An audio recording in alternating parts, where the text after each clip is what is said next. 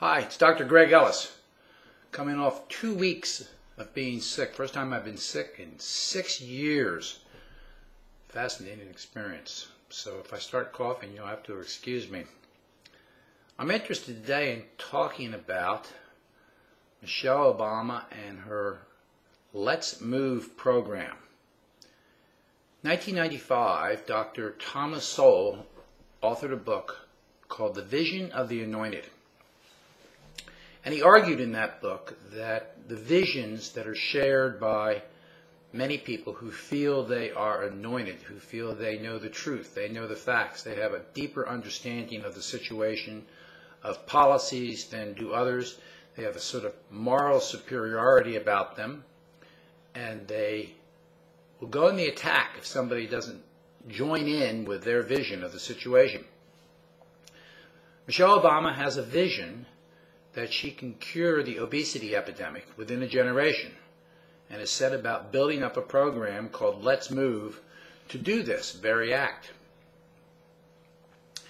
Now, the whole idea behind it is to get, it's multi-pronged approach. We're going to do more exercise, get more physical activity.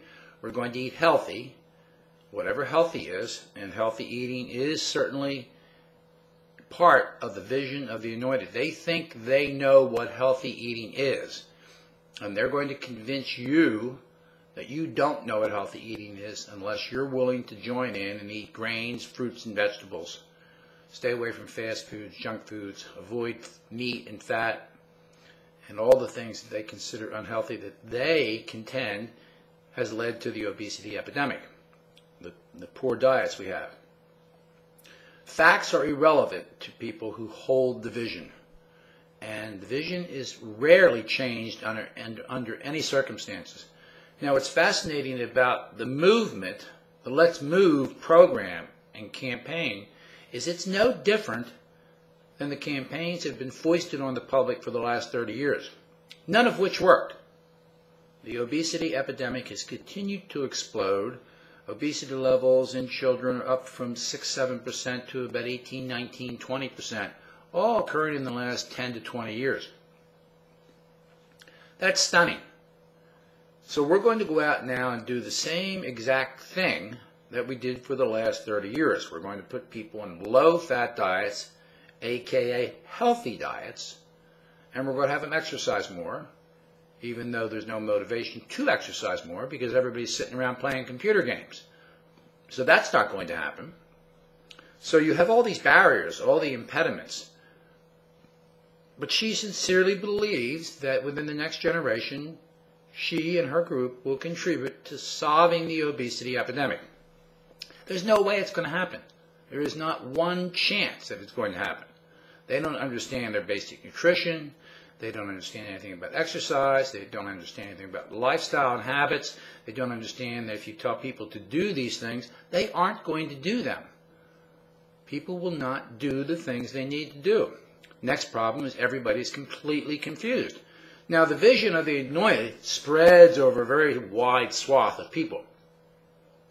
And dissenters are typically few.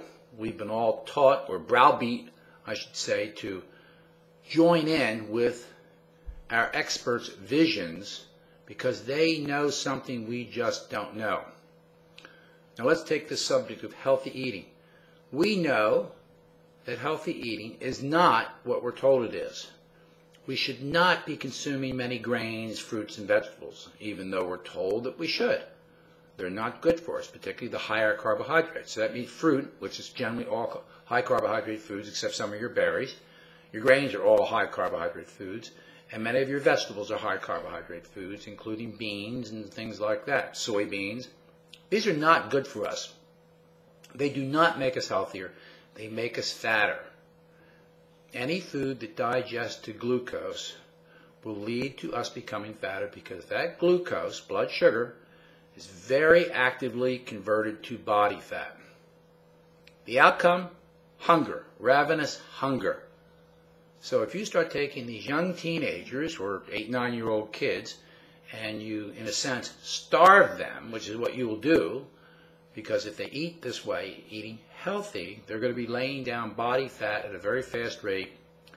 Their blood will clear of fuel. It will send a feeding signal to the brain. The tissues will send a feeding signal to the brain telling you, the animal, to eat. And you will eat. You will eat more. You will snack. You will consume more food. There's no way you can win at that game. Not a chance.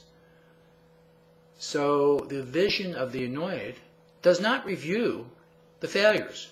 They don't see how they failed in the past. They don't question it because they hold the vision. And it's impervious to change. You can't change the vision because the vision is right in and of itself. It was right from day one. It's still right today. So the vision underlying the Let's Move program has no chance of succeeding. None. So I just passed that message on to the Let's Move group and the campaign. I'm sure they won't listen to me because I'm not a part of their vision. I'm offering another vision. Somebody has to offer another vision. A vision that's based in reality and based in facts. That's the only way we're going to solve that problem. These kids are going to continue to get fatter and fatter and fatter. They're going to move less and less and less. And we don't even have gym in schools anymore. Is that part of the vision of the anointed? Is that part of public policy? So right now we're shaping public policy with a program that has no other possible outcome but to fail. All diets during the last 50 years have been based on the low-fat paradigm. The low-fat diet does not work. It did not work, has not worked, will not work, and yet we continue to pursue it. Now we're going to pursue it with our children. And we're going to have our parents now educate our children in the vision of the diet dictocrats. And there are plenty of them out there.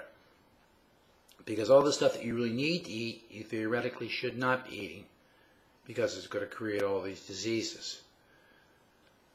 So the next thing that's going to happen, as part and parcel of this, that they're not talking about at all, is that this glucose is going to form glycated proteins. Glycated proteins are the cause of all disease. So these kids are just going to get sicker. Where do you think diabetes is coming from? You know, it's a disease that's based on the fact that you're glycating your proteins. You're messing up with your insulin. You're messing up with all this stuff.